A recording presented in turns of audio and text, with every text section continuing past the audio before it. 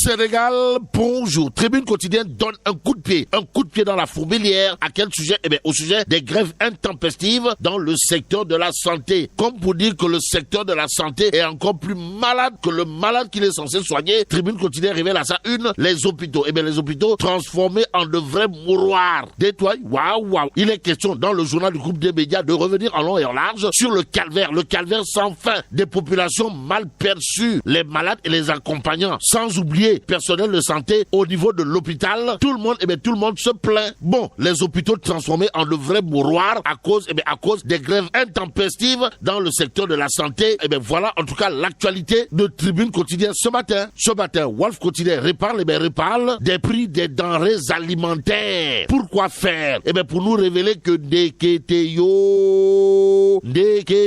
le ton monte. Le ton monte entre commerçants et clients. En attendant que tout rentre dans l'ordre, passons à Libération. Le journal de révéler Petit Boubé et les petits secrets de la vie commerciale Booker. Détoile, waouh. En tout cas, retenons à ce sujet le montage en mode fast track de la société au Sénégal, aux Sénégalaises et aux Sénégalais. Libération continue toujours au chapitre de Petit Boubé de nous renseigner que créé le 16 novembre 2021, la SUARL, dont l'activité principale est sur les statuts autres commerce de détail hors magasin, obtient son marché de 45,3 milliards de francs CFA le 30 décembre 2021. S'agit-il là d'un carte bandit jamais égalé? Pour l'instant, Libération d'informer le numéro de la société avec 0 employé au Sénégal et un siège social troublant et un portable qui renvoie à monsieur Aboubakar comme Aboubakar Ima, dit Petit Boubé. Que dire à ce sujet? Sinon l'affaire Petit Boubé, avec à la clé un marché d'armement de 45,3 milliards de francs CFA gagné le 30 décembre 2021 après avoir créé une société le 16 novembre 2021. C'est comme qui dirait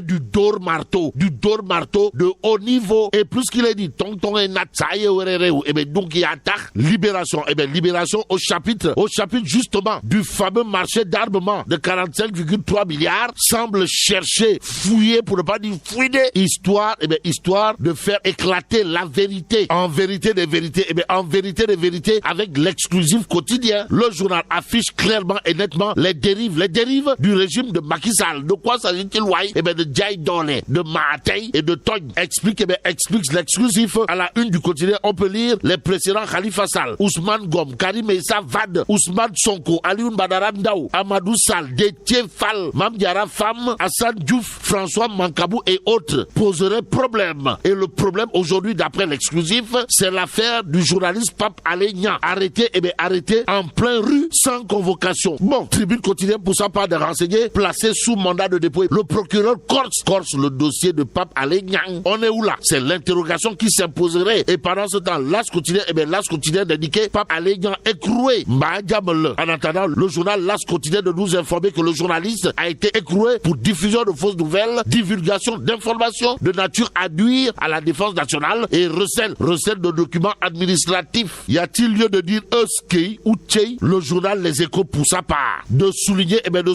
ce qu'a tenu à dire Maître Ciré Clédor Ly, à savoir ils ont visé 2 articles incompatibles et inconciliables. S'il n'y a pas de mobilisation, il est parti pour rester en prison au moins 6 mois. Que retenir d'autres dans Les Échos? Sinon, ce que dira à haute intelligible voix Maître Moussa Sarr. Comprenez, il savait qu'il allait être arrêté. Il est venu mercredi à mon bureau pour m'en parler. Sa famille est préparée. Détoile, waouh. En attendant, dans Source A, on peut lire pour contraindre le juge d'instruction à placer sous mandat de dépôt le journaliste Pape Alé Niang, le procureur a visé ces articles, lesquels, Source A de renseigner que le maître des poursuites a visé l'article 64 du code pénal qui parle d'atteinte à la défense et l'article 255 qui est relatif au recel de documents administratifs. Aussi, le réquisitoire introductif d'Amadi Diouf est venu enfoncer le clou puisque les infractions visées lit le juge qui ne peut que déposer le colis à Rebus, renseigne Source A. Suffisant pour Alerte quotidienne de parler d'embastillement de Pape Alé Niang avant de titrer le parquet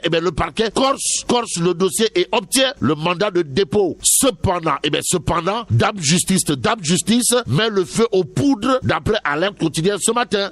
matin, critique le journal sans contour ni détour de révéler Pape Alé Niang sous mandat de dépôt. Le pire est arrivé. D'où la réaction au vitriol. Signé Mamadou Oumar Ndiaye alias Grabon, reprise dans Direct News. Le journal de souligner le journaliste placé sous mandat de dépôt et le pavé dans la barre. Le pavé dans la barre, signé Mamadou Oumar Ndiaye alias Grabon, journaliste chevronné de son état qui n'a pas usé de la langue de bois avant de dire à haute et intelligible voix: rendez-nous et par la force dans les mains notre Pape Alé Niang. Propos repris dans Direct News. Restons avec le journal qui révèle le leader de Pastef les Patriotes esselé avant de titrer l'étau. L'étau se resserre autour de Sonko. Boule déconner, wallahi talaï. Bon, Direct News de renseigner après le démantèlement de forces spéciales de la mafia Kachikach, l'arrestation de 5 membres de la garde rapprochée du leader de Pastef les Patriotes, Ousmane Sonko navigue en eau trouble et avec l'emprisonnement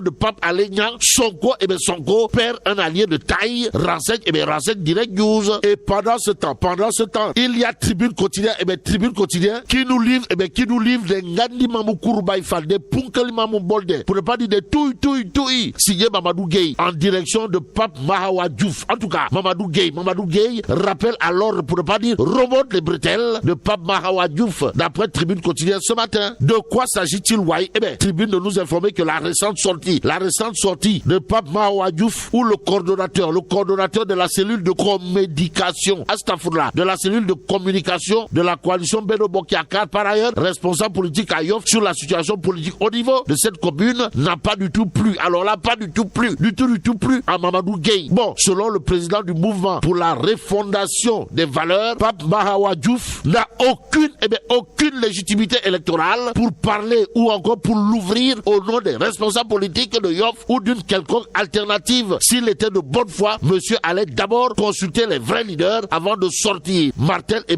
Mamadou Gueye. Que retenir d'autre? Sinon, ce que souligne Tribune, à savoir, selon monsieur Mamadou Gueye, les propos de Pape Mahawa Diouf pour dire que les responsables politiques de la majorité présidentielle au niveau de la commune de Yoff auraient déserté le terrain depuis un moment sont erronés. En d'autres termes, Pape Mahawa Diouf dafa mën a meew astafurla dafa mën a daal au regard des propos de Mamadou Gueye de Benno Bokk Yakaar de la commune de Yoff dans Tribune Quotidien ce matin, le journal du groupe des médias, à ceux qui se demandent, mais où est Gomsebop, où est Bougane Gueye Dany, donne des réponses. Aujourd'hui, le journal du groupe des médias, de renseigner en visite chez le cardinal, le leader incontesté et incontestable, pour ne pas dire inévitable et incontournable de la philosophie Gomsebop l'a été. En tout cas, Monseigneur Théodore Adrien Sarr